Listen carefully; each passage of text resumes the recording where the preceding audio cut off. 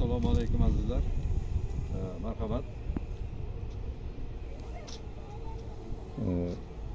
Toshkent shahrimizning markazida joylashgan Islom sivilizatsiya markazi.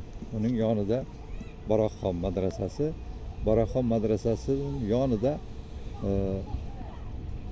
oliy mahad joylashgan. Shu ikkalasining o'rtasida Usmon mushafi bor, muzey ham bor. Undan keyin juda katta ko'rib turganlaringizdek masjid bor. Masjidning yonlarida diniy idoraning binolari bor. Shunday bir katta ansamblning atroflarida shunday gulzor bog' qilingan yangi bir ajnabiy daraxtlar ham bu yerda bor.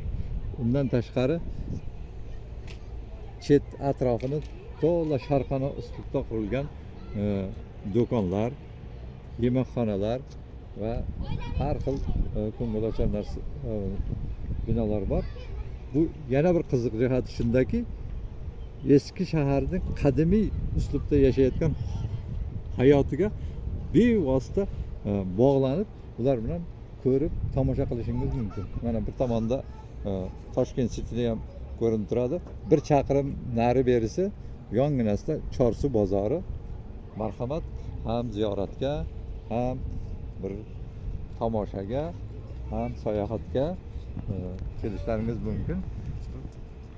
Baland bir manzilda joylashganligi uchun shaharning har tarafi bu yerdan yaqqol ko'zimga ko'rinib turadi.